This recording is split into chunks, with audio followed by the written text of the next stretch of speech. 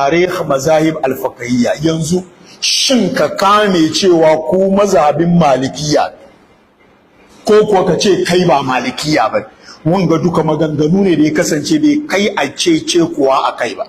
Me yasa? In ka karanci yanda fiki ta soma tun zamanin annabi, zamanin sahabbai, tabi'ai, har aka zo aka samu zamanin limaman ga fukaha, Maliku, Abu Hanifa, Shafi'i, Sufyanu Thauri, su Imam Ahmad bin Hanbal, bayan su aka samu taklidanci.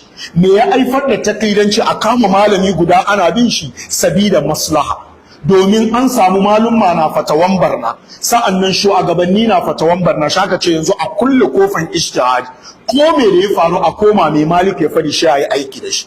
To bayan wannan maslaha ya shude, shi aka samu tajdidi, aka ce yanzu in komi ya faru ba za a ce a ji a duba mai Hanafi ya fadi, a'a a duba cikin maganganun wake da hujja ya kasance ne an bi su insha Allah. Shi sa wanda ya nuna akwai zamanin da aka zo ake taklidanci, sannan akan kuma yayi taklidanci sabida maslaha kan mutane a dora su kan cewa ku malikiya kare za ta karantar da ku, domin aka ce za a gwada musu ga maganan Abu Hanifa ga maganan kaza sun rikici, to sai a dora su akan me mazhabanci. Amma a ce ga sunna na annabi tunda ya galafa mai yanda Maliku ya gani, a bar sunnan annabi abi Maliki, wanga kungiyanci na wanga haramun ce.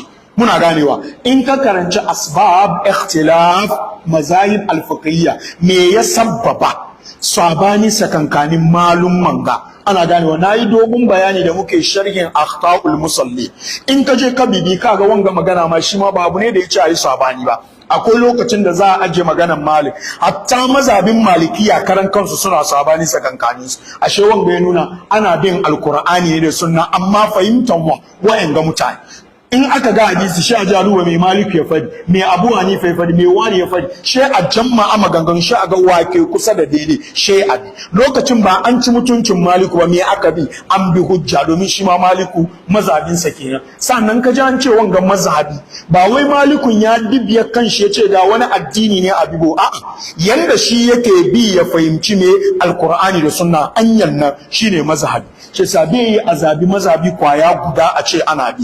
Me yasa? Yana haifar da bid'a, yana haifar da barna, domin wasu sun kama wannan kungiyanci suna shigar da ne bid'a. Aka ce mai ga sunna annabi, shi ce ai ba shi cikin maganar Maliku, kaga yana kashe sunna. Shi sa wayin ga maganganu duka babu ne da ya ci ayi sabani ba insha Allah subhanahu wa ta'ala. Muna ganewa. Shi sa wanga ne dan sokaci. To me zai bar ka gane wa'en ga lamurra duka? Shine ilimi na fiqh insha Allah subhanahu wa ta'ala.